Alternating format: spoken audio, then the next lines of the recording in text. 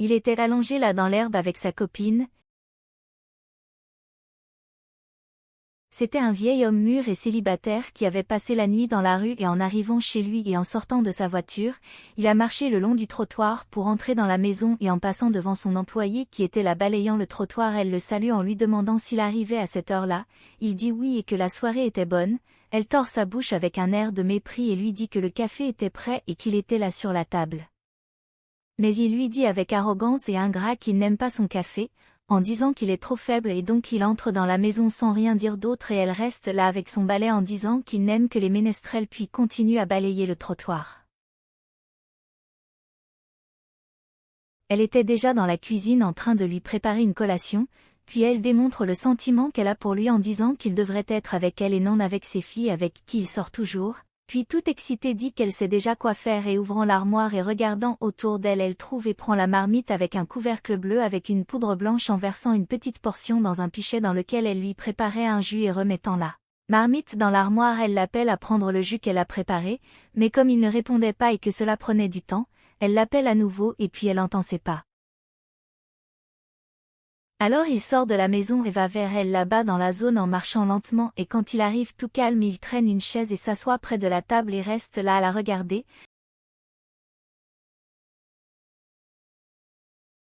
Elle s'approche coquettement en lui prenant le jus et en servant lui, elle dit alors qu'il pouvait tout avoir et que c'était très bon.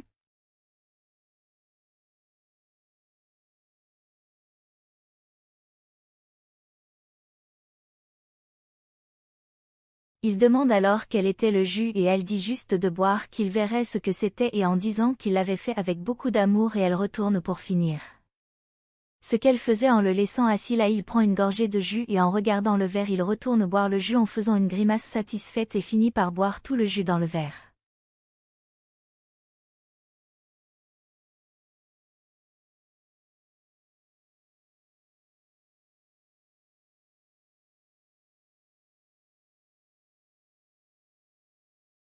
Le lendemain matin, il arrive chez lui enlacé et très heureux avec une belle fille brune aux cheveux longs et il dit que leur nuit a été belle et elle dit oui et qu'elle a adoré et il lui donne une odeur sur le cou et elle dit ça pourrait être mieux s'ils restaient ensemble et il lui dit que c'est à elle et ils entrent et saluent l'employé qui était là et il dit qu'il était avec cette princesse et lui demande de leur préparer quelque chose à manger. Elle se retourne en disant oui monsieur en le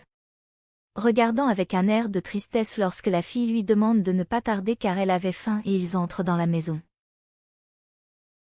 Elle les regarde avec un regard de mépris et continue là à s'occuper de ses corvées et à dire que ce qu'elle avait mis dans son jus la veille n'était pas assez, mais que maintenant elle en mettrait plus et elle reste là en pensant qu'il allait encore être la sienne.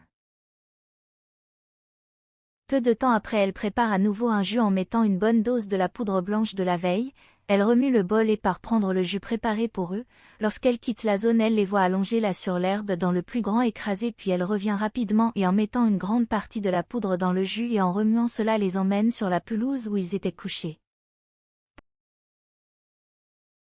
Pendant qu'il était allongé là en train de s'embrasser, elle s'approche en disant qu'elle a apporté du jus aux tourtereaux et leur dit de partager le verre, il s'assoit et elle sert ensuite le jus et tend le verre à son patron, elle les laisse là et retourne à l'intérieur de la maison pour leurs tâches ménagères. Il prend le verre et le tend à la fille pour qu'elle boive en premier, elle prend une gorgée et lui tend le verre et ainsi de suite jusqu'à ce qu'il ait fini de boire tout le jus dans le verre.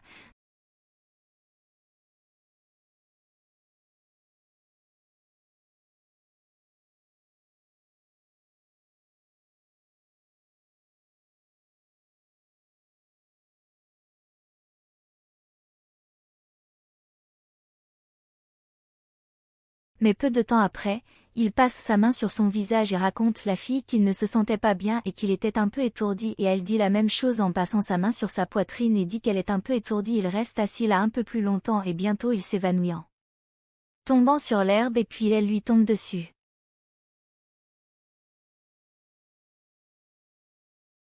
L'employé se dirige alors vers eux et l'attache par les pieds avec un tissu jaune, elle le traîne dans la maison et le met dans son lit et quand il se réveille, il était attaché sur le dessus de son lit et il lui demande ce qui se passait pendant elle finit de lui lier les mains.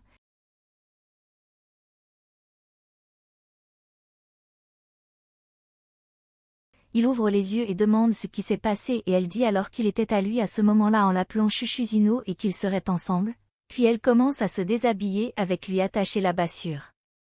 Le lit.